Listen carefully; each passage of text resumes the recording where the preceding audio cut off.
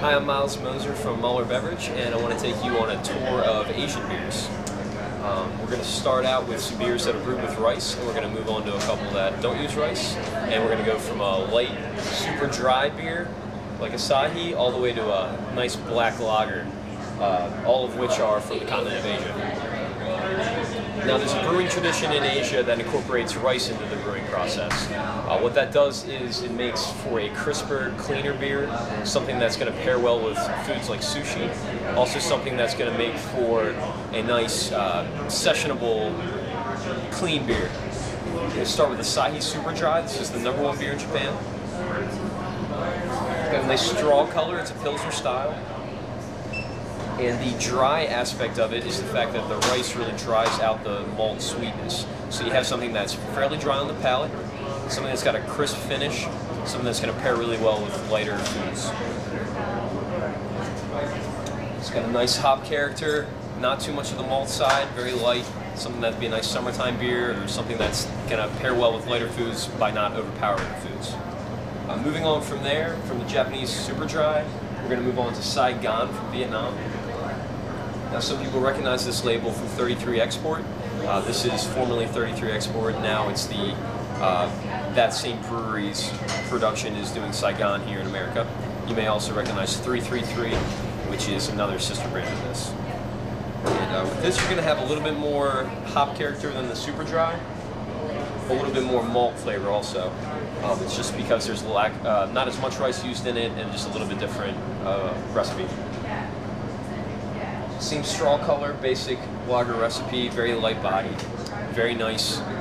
Something that's not going to have an entire host of flavors from the malt. It kind of gets dried out by the rice, and it also brings out more of the hop side of things. So on the realm of hoppy to malty, this is going to be a hoppier side. Third, we have Tiger, which is from Singapore. Now, Tiger's an interesting beer because it's actually more popular outside of Singapore than it is in Singapore. This is a beer that's very popular in Western Europe and America.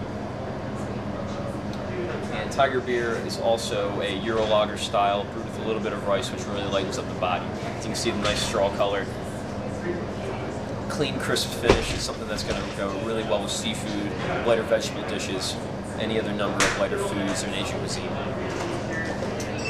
Now, moving on to the next beer, we have the only beer out of the spread that does not use rice, and we have Kingway from Guangzhou, which is outside of Hong Kong. Now, Kingway is actually owned by Heineken, and they brought in a German brewing tradition which calls for the German purity law of just malted grain, water, yeast, and hops. So rather than using rice to dry out the beer, we do have a Euro lager style with an Asian twist. I believe it uses citra hops. In this case, though, the lack of rice that's typical of Asian beers is going to lead to a maltier beer, so a little bit more body than the rest of them.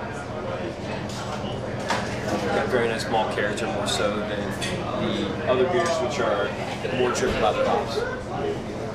Now, fourth, we have Beer Lao Dark.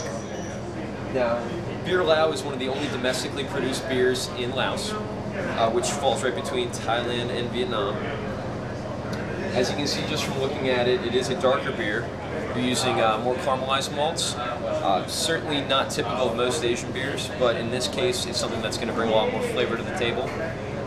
Still brewed with rice, so the finish is nice and clean. Lighter body, nice effervescence, just a little bit more flavor than the lighter Asian beers. And finally, we have Asahi Black, which is Asahi Kuronoma.